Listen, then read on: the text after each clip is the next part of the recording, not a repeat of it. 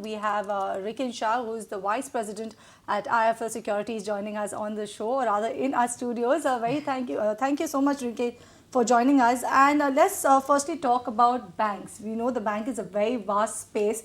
Private sector bank versus PSU banks. Everyone still wants to put their bet on private sector banks, but they haven't performed well when you talk about stock price, when you compare them to the PSU banking space.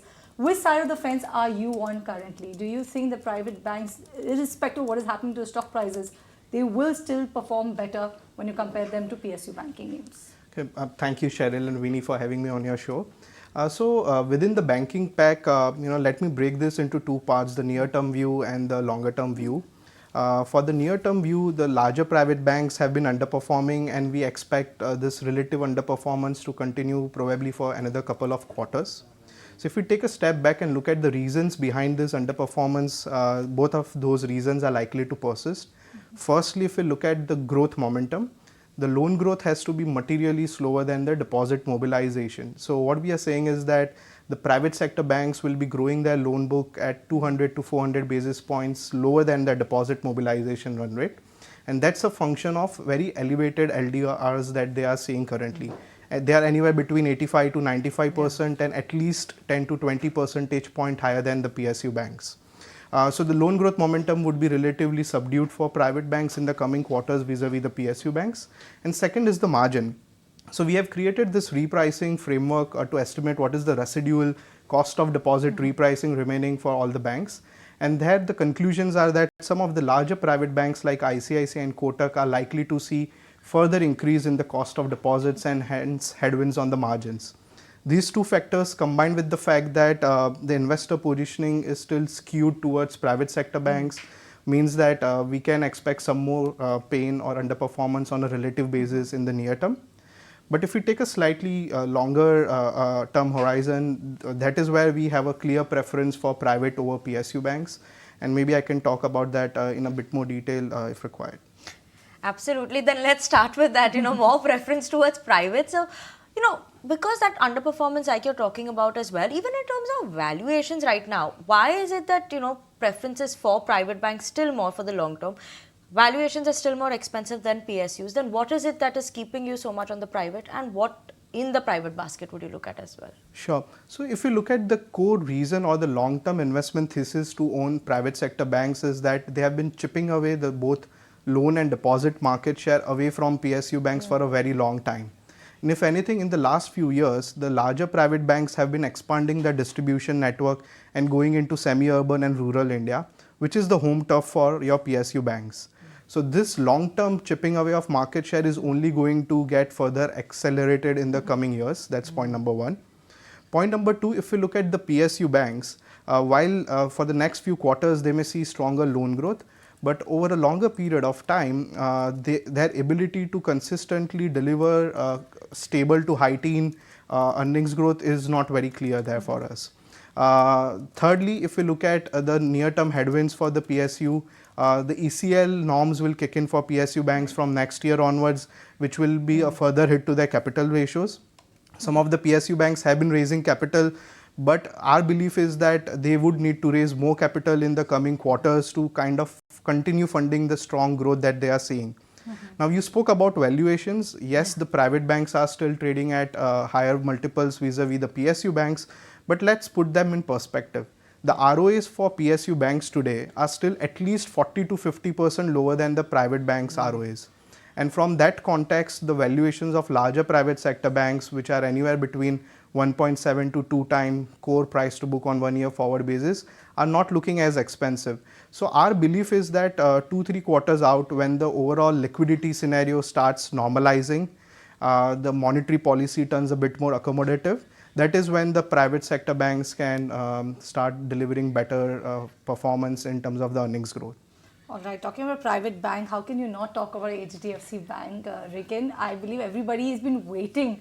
When will we actually see the turnaround that we've all been waiting for when it comes to HDFC Bank? Isn't it? We expected the merger to get through, and you expect a big behemoth to be created, but somehow that's not reflecting, right? When you talk about HDFC Bank, according to you, what's actually plaguing the bank right now? Is it fixable, and how long are you envisaging for these concerns to be fixed when it comes to HDFC Bank? Sure. So if we actually look at the reasons behind the subdued stock price performance for HDFC Bank in the last few quarters, it's a function of two things. One is idiosyncratic and second is external factors, right? So if we talk about the idiosyncratic factors, the erstwhile HDFC Limited mobilizing 1 trillion rupees of very long-term bonds just before the merger, or a sudden increase in the non-individual NPAs of erstwhile HDFC post the consummation of merger, and some gap in between the management guidance and the actual delivery are the reasons why the stock price behaved the way it did. But having said that, we must also actually completely believe that there were certain external events that even the management couldn't have preempted, right? We are talking about the ICRR, which kind of came in and impacted the entire incoming liabilities of HDFC Limited. The liquidity deficit, right? So the liquidity in system was around 1.5 trillion surplus in September, and today it is at 2 trillion deficit. So that's also impacting the entire private pack. And thirdly, there is a lot more focus on bringing down the LDRs. So function of all this thing means that the balance sheet which has been constructed post the merger has no easy choice in terms of either delivering on growth or on the profitability. And the management has now clearly articulated that they do want to pursue a profitability over a growth. And from that perspective, I think what is next for HDFC Bank from here, we believe the street will have to cut their earnings estimate for HDFC Bank to high single digit tune in the coming quarters. Those cuts are likely to be coming from two areas. First one is the loan growth, where we expect the loan growth should be slowing down closer to 12-13%. So that the LDRs can move down for the overall bank. And second, the margins. The margins at best are likely to be range bound in the medium term and no expansion. But it's not all gloomy for the bank. If we look at, are there any signs of synergies already emanating? There are a few things that we have noticed. Firstly, the incremental home loan market share of HDFC Bank post the merger has been to the tune of 18-20%. So that has started to move up. Secondly, 90% of the branches which they have opened in FY 21 and 22 have already broke even. And thirdly, there is clear evidence that the counter share of some of its subsidiaries have started to move up. But lastly, and the most important part, the deposit mobilization has also improved in the new home loan disbursals. So net, we believe that in the near term, the stock remains range bound. But we believe that it has good medium-term prospects for the investors who are looking to look beyond 1-2 years. Definitely heartening for investors. The fact that he's saying at least it will be range bound in near term, isn't it? Absolutely.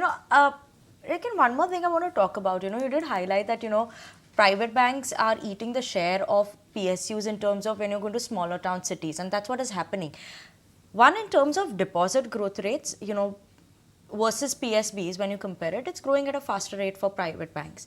What is your thought also in terms of large banks, private banks, as well as the smaller ones which are coming up as well? We've seen so many of these IPOs come up, but those small private banks, they are in those smaller towns as well. So how is that one could compare as well? Within the larger private banks or the overall banking space, our top picks are Axis, IndusInd and HDFC among the private, and SBI among the PSU banks. Now, coming to the question of private banks getting deeper, where some of the small finance banks are also there. So clearly the small finance banks, if we look at them, their ability to mobilize deposits is coming at a higher cost for them. And just because they are paying higher cost, they are able to mobilize some deposits. But the larger banks with a better brand value, more products to cross-sell, they should be able to grab market share both from the PSU banks as well as make inroads into the small finance banks as well.